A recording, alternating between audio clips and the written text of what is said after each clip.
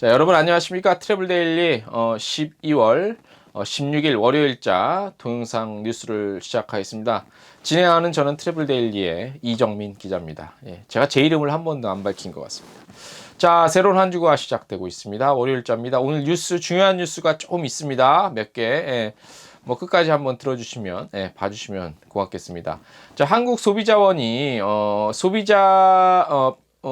저희 대한민국의 BSP 발권 실적 상위 5개 여행사의 동남아 패키지 여행 이용 경험자 1000여 명을 대상으로 소비자 만족도 및 이용 실태를 조사했습니다.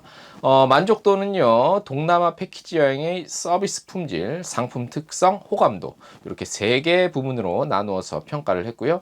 종합 만족도는 소비자 만족도의 3개 부분인 서비스 품질 만족도, 상품 특성 만족도, 또 호감도의 중요도를 반영한 평균값으로 추출을 했고요. 조사 대상 5개 여행사의 동남아 패키지 여행 서비스의 종합 만족도는 평균 3.64점으로 나타났습니다. 이 중에서 평균점을 오버한 앞지른 곳은 한 군데입니다. 하나투어 종합 성적으로 1위고요. 하나투어가 3.71점, 그 다음에 노랑풍선이 3.63점, 모두투어가 3.62점, 온라인투어 인터파크가 3.61점으로 하나투어를 제외한 나머지 4개 사업자들 간 점수 차이는 굉장히 작습니다. 0.01에서 0.02점으로 매우 적은 것으로 나타나서 거의 BSP 상위 5개 행사의 소비자 만족도 종합 성적은 거의 대동소이하지 않나 싶습니다. 그만큼 어떻게 보면 좋게도 볼 수 있지만 어떻게 보면 거기서 거기다라고도 그런 분석도 가능하죠. 예. 어떤 게 맞는 건지는 잘 모르겠습니다만 서비스 품질 만족도는 평균 3.67점이었다고 합니다. 사업자별로는 하나투어가 가장 높았고 모두투어, 온라인투어, 노란풍선, 인터파크 투어 이런 순이었고요. 상품 특성 만족도는 여행 일정, 숙소, 이동수단, 선택관광, 쇼핑, 식사, 가격, 부가 혜택 관련한 4개 요인으로 평가를 했고요. 여행 일정, 숙소, 이동수단에 대한 만족도가 평균 3.77점으로 종합 만족도보다 높았습니다. 반면에 선택관광, 쇼핑, 식사에 대한 만족도는 평균보다는 좀 낮았다고 합니다. 자, 호감도는요, 평균 3.57점이 나왔는데요. 사업자별로는 하나투어가 가장 1위였고, 그 다음 노란풍선, 모두투어, 인터파크 투어, 온라인 투어, 이런 순이었다고 합니다. 예.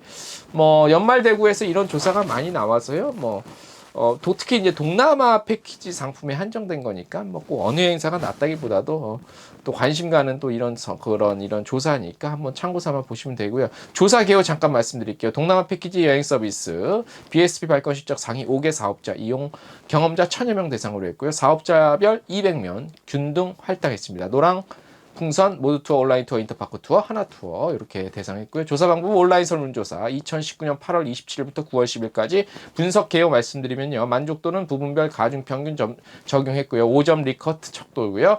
95% 신뢰주순의 표본 오차는 플러스 마이너스 3.10%포인트입니다. 자, 지난주에 하나투어 2020년 경영계획 말씀드렸습니다. 자, 지난 금요일 모두투어도 2020년 제32기라고 합니다. 사업계획 및 전략 발표를 위한 경영선포식을 진행을 했습니다. 자, 가장 관심이 가죠. 재무목표는 매출 3,625억 원, 영업이익 227억 원을 달성한다는 목표를 세웠습니다. 2019년 재무목표 같은 경우에 4,224억 원의 영업이익, 그리고 342억 원의 영업이익, 그러니까 영업이익은 344억 원이었는데, 매출은 4,224억 원이었고요. 요거보다는 다소 낮아진 목표를 잡았고요. 무엇보다 최근 시장 상황을 반영해서 2018년 재무 목표 매출액 3,430억 원, 영업이익 419억 원 대비 매출 목표는 늘었지만 영업이익 목표는 227억 원으로 절반 수준입니다. 경영 방침은요, 지속 가능 경영을 위한 핵심 역량 강화로 정했습니다. 오래 가기 위해서 핵심 역량 강화, 그러니까 모두 투어가 잘하는 것들을 더 강화시킨다는 이런 거겠죠. 예. 상품 포트폴리오 다각화하고요. 고부가가치 상품 개발, 차세대 ERP 개발을 통한 IT 인프라 구축 등의 세부 핵심 전략을 발표한 모두 투어는요. 2020년 목표로 패키지 송객 152만 명 달성하겠다고 밝혔습니다. 자, 유인태 사장 멘트 한번 들어보겠습니다. 나날이 어려워지는 시장 환경에도 최선을 다해준 임직원들 노고에 감사하는 한편 2020년 새로운 10년을 준비할 수 있는 도약의 한 해로 만들자고 밝혔습니다. 자, 흥미로운 소식입니다. 이거는 우리 특히 여행사 관계되시는 분들이 고객이 대한항공 마일리지 예약을 하고 항공 예약 발권하고 마일리지에 관해서 물어봤을 때 대한항공이 마일리지 제도가 확 많이 바뀝니다. 예. 전면 개편이 되죠. 내년부터 바뀌는 마일리지 적용 방식을 굉장히 구체적으로 공개를 했습니다. 저희 텍스트 뉴스에서 그림과 함께 굉장히 자세하게 저희가 싣고 있습니다. 예, 여기서는 저희가 간단한 맥락만 짚어드리겠습니다. 현금 마일리지를 더해 항공권을 구매할 수 있는 복합 결제를 내년 11월 중으로 시범 도입합니다. 대한항공은 탑승 마일리지 적립률은 항공 운임 수준에 따라 보너스 항공권과 좌석 승급 마일리지 공제는 탑승 운항 거리에 맞게 합리적으로 기준을 변경 운영합니다. 우수회원 제도는 1년 단위의 탑승 실적 산정으로 진입 문턱을 대폭 낮췄고요. 회원 등급은 실버, 골드, 플래티넘, 다이아몬드로 변경을 합니다. 시범 운영되는 마일리지 복합 결제는요, 2020년 11월 중으로 마일리지 적립률 및 공제량 변경은 2021년 4월, 그리고 새로운 우수회원 제도는 2022년 내후년이죠. 2월부터 각각 시행될 예정입니다.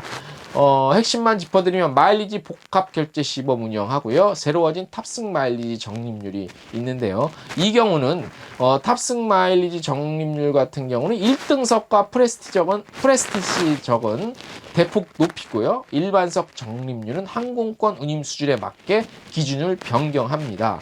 탑승 마일리지는요, 현행과 같이 운항 거리에 예약 등급별 적립률을 곱해 제공을 하고요. 그리고 세 번째로 세분화된 마일리지 공제 기준이, 그러니까 마일리지 공제 기준이 좀 더 세분화됐습니다. 그리고 말씀드린 대로 새로운 우수 회원 제도, 회원제는 전년도 탑승 실적을 연 단위로 계산해 1년간 우수 회원 자격을 부여하는 방식으로 변경이 됩니다. 또한 스카이팀 항공사를 포함한 글로벌 항공업계 추세에 맞춰 우수 회원 등급을 실버, 골드, 플래티넘, 다이아몬드로 나눈다는 얘기입니다. 자, 다시 말씀드리지만 자세한 거는 저희 이미지로도 카드 뉴스 비슷하게도 해놨으니까 거의 보시면 제가 지금 말씀드린 것보다 더 자세히 아실 수 있을 겁니다. 자, 지난주에 제4차 국가관광전략회의가 열렸습니다. 이낙연 국무총리가 직접 참여를 해서 주재를 했습니다. 벌써 네 번째인데요. 내용을 들여다보니 별다른 건 없었습니다. 기존에 매번 나왔던 얘기입니다. 그러나 한번 짚어드리겠습니다. 지역관광 4대 걸림돌 제거가 핵심이었고요. 내년에는 인바운드 2천만 명 목표로 하고 있습니다. 국내 여행 개선안 등 그런 내용들이 포함이 됐는데요. 여행자 중심 지역관광 발전 전략 논의했고요. 그동안 추진해온 관광혁신 추진 성과 및 과제를 종합적으로 점검했다고 합니다. 자, 여행자의 관점에서 지역관광을 방해하는 4개의 걸림돌 제거를 위한 과제를 중점 추진한다고 하는데요. 자, 4개 걸림돌을 뭘로 봤냐면 지역 관광에 대한 정보 부족, 그리고 비자 발급 및 지방공항, 그 다음에 출입국 불편, 그 다음에 지역 내의 관광교통 미흡, 그리고 마지막으로 바가지 요금 등 낮은 서비스 품질이 주요 골자입니다.